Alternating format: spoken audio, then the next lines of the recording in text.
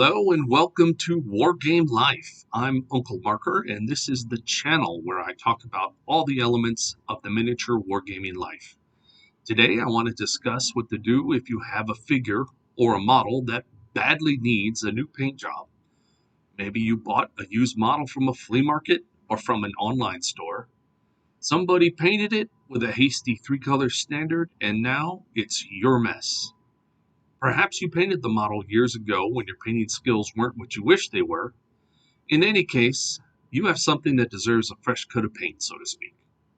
Is it a good idea to start over or just get another mini? Let's talk about it. Let me give you three situations in which you would like to consider stripping the model and starting over again. The first situation is if you've ordered something used or off of eBay, or perhaps you got out of a grab bag of other items. Somehow you got this stuff on the cheap. And the paint job that was done on him, the original paint job, just wasn't very good. And you can't really blame yourself because you bought it that way.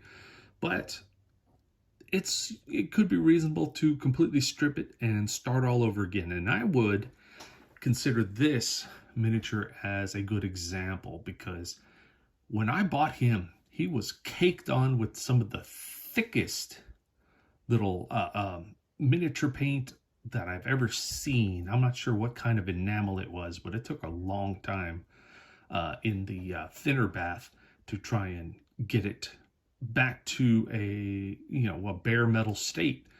I don't know if you can see it here. I'm going to try and zoom in a little bit better. Here, there are all sorts of great texture on the guy's face.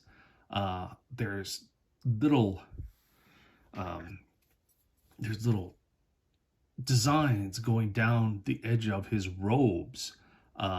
There's some nice detail here on the skull.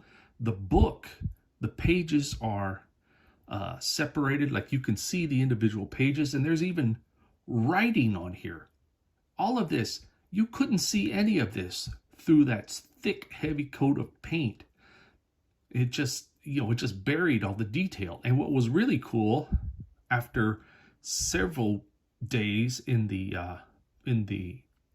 thinner bath, this detail came out. This stuff on the back, it's amazing. And I can't believe someone just painted over that so heavily that you could no longer see it.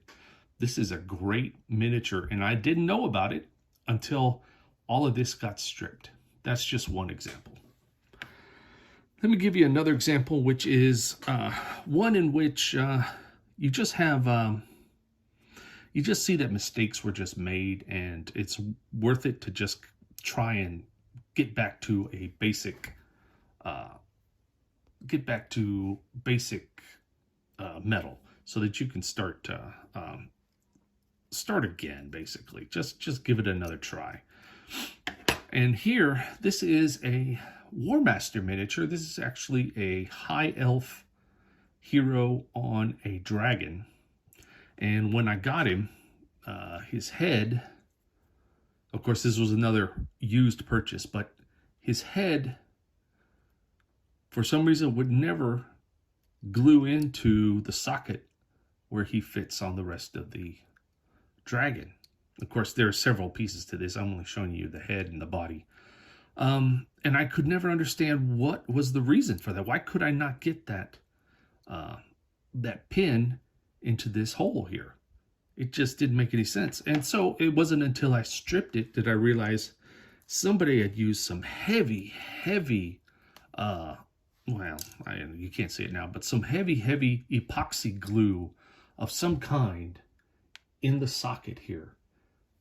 And that, it was so built up with so much glue that once the head came off, there was no way to get it back on. It was, I don't know, it's hard to explain, but I mean, it just didn't fit. There was no join there. And so now that it's, all that gunk is cleaned out, I can refit it, and of course change up the colors of this dragon. Uh, and he's a really cool piece, and so he was definitely a candidate for rescuing. You know, you can't let this guy go and not again not try and give it your best effort. All right, and another good reason for stripping a miniature is you just get re-inspired. I painted this guy, or this Arwen miniature from Games Workshop. Arwen with Frodo in that iconic scene from the Fellowship of the Ring. And so I saw the actress Liv Tyler on Stephen Colbert one evening, and of course she was talking about that scene she did. She actually brought the prop sword, which is actually a real sword, but it was the prop used for that scene. She brought it in and let Stephen Colbert hold it, and they briefly recreated that scene on stage in the Stephen Colbert show. It was pretty cool. But anyway, it made me think, I've got a really cool miniature, and the paint job that I did on it, I'm just not satisfied with. So I'm going to strip I did strip this model completely and then put a white primer on it. And because I got it off of the base, I was able to sort of remount it in a way so that the horse is actually kicking up, on its one rear leg back there. But it's kicking up, and the whole model seems to just look better with this from this angle. When I did it the first time, this hoof was all the way down onto the base, and it just looked like the horse was trying to dig a hole or something. It just looks more right this way. So anyway, yes, it's more work, but I think this is one of those figures that deserves it. So that's another reason.